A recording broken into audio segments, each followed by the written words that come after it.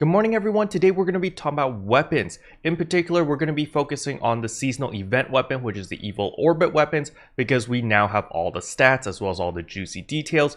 But near the end of the video, I will also be comparing the Kaizaar weapon versus the rugged weapon, because the rugged weapon might not actually be best in slot anymore, which is actually really interesting. But before we jump into all of that, if you're new to the channel, I upload NGS content daily, so if you do play this game, I would really appreciate a subscribe as it really helps out the channel.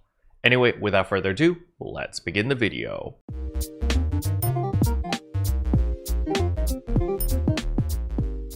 So as we can see here on the Visi-phone, I will leave the link in the description below in case you want to read it for yourself. But the evil orbit weapons are now available. As you can see, it does require level 53 or above in order to equip it, while the evil eclipse was level 40. Now the potential of the evil orbit weapon is exactly the same as the evil eclipse, except it actually gives you more potency. It gives you 18% potency versus the evil eclipse, which only gives you 16% potency. However, on top of that, if you look at the raw stats, it is significantly higher than the evil eclipse weapon. You actually have 9 attack damage higher than the evil eclipse weapon, and on top of that, look at the potencies for both of them.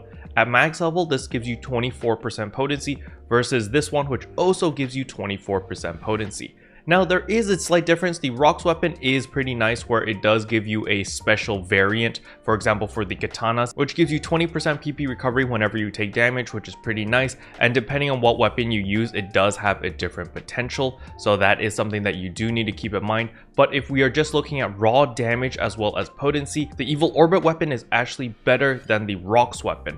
So if you don't have a rocks weapon yet, no big deal, just pick up the event weapon and you're good to go. However, the rocks weapon still has a lot of value because, as we know, we need a rocks weapon in order to make our Kaizaar.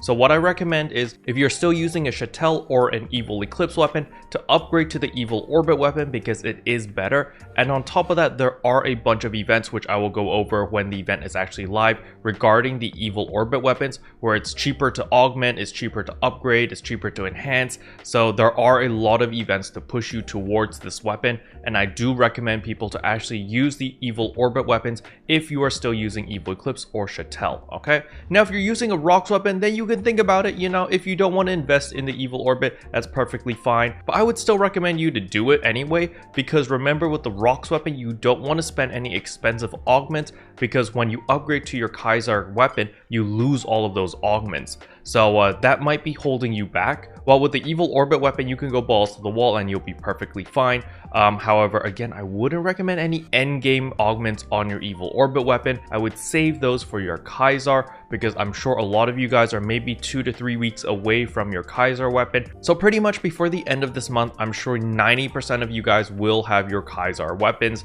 So just save your expensive augments. So if you have like some Mastery 4s or like Dreadkeeper 3s or stuff like that, then maybe save it for your Kaizaar. Now, for those who are looking at Dreadkeeper 3s, please hold off. Dreadkeeper 3 prices are very high right now and they are gonna plummet. Because remember, once the event kicks in, the Dread enemies have a respawn timer of 5 minutes instead of 10 or 12. I don't really know how long they respawn, but they're basically being slashed in half, which means you can do Dread farming a lot easier. Thus, a lot of people are going to be able to obtain Dreadkeeper 3s, and thus affecting the market price and making the price go down. But now to talk about the rugged weapons versus the Kaizaar weapons. So why did I say at the very beginning of the video that the Kaizaar weapons might actually be better than the rugged weapons? And this is because of two things. The first thing is because if we look at the level 4 potential over here, you can see that you get that extra 10% crit rate, you get the PP consumption minus 10%, and you also get the photon gauge charge plus 20%.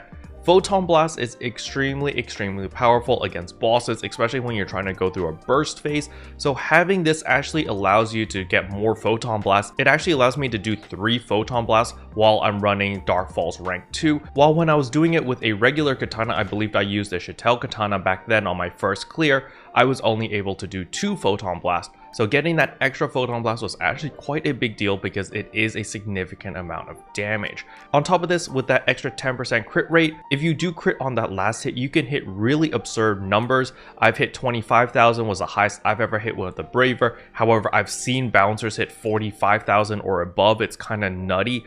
And so that's a lot of damage. That's really crazy.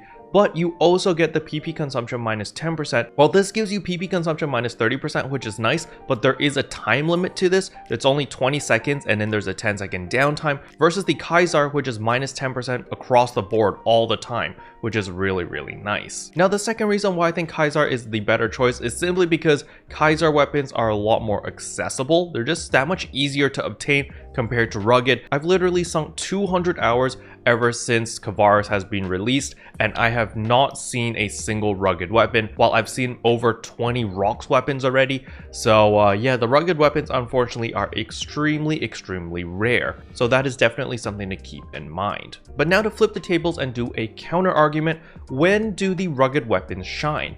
Well, as we know, the rugged weapons are very similar to the relic weapon, where every weapon has its unique potential. So for example, with the rugged katana, you get the minus 30 PP consumption. Sure, that might not fit your personal playstyle. Maybe you prefer the bow. The bow actually gives you a shield. It gives you 3 shields with separate timers, which gives you 40% damage reduction.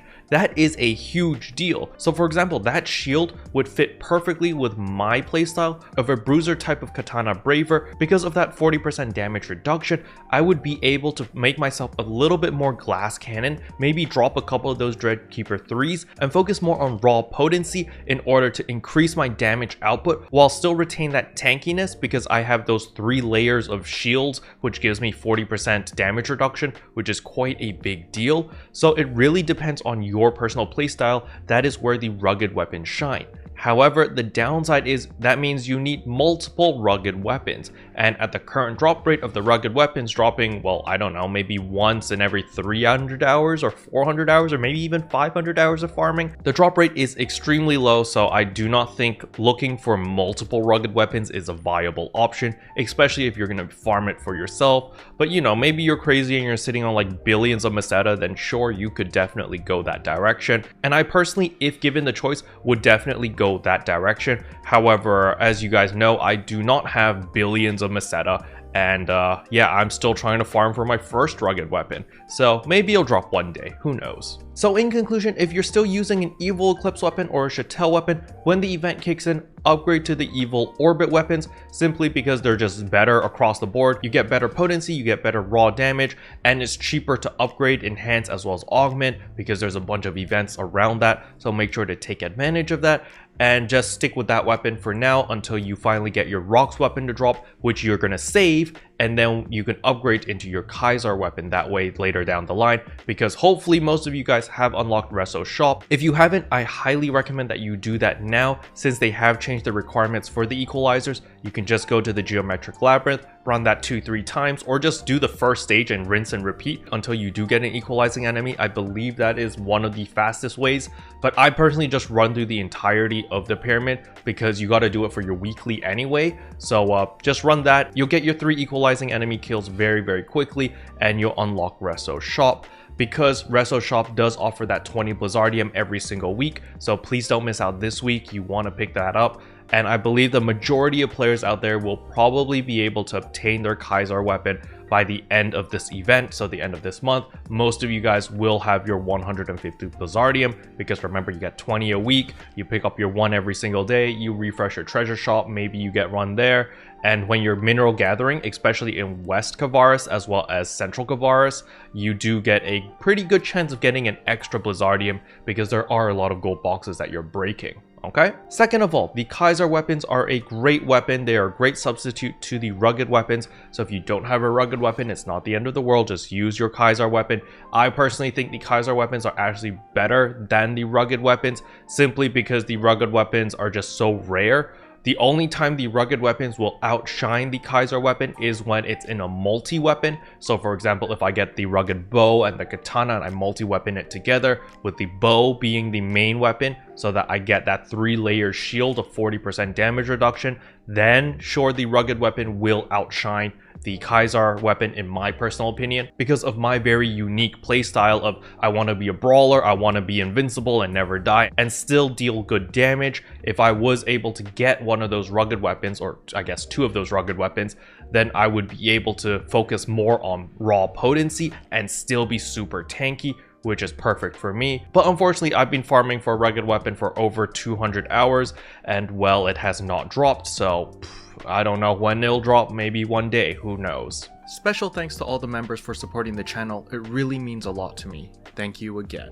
But yeah, that's all I wanted to cover in today's video. Hopefully you guys found it helpful. If you did, I would appreciate a like and a subscribe, and I'll see you guys in tomorrow's video. Bye! What can I say except you're welcome for the heals, the boosts, the rest.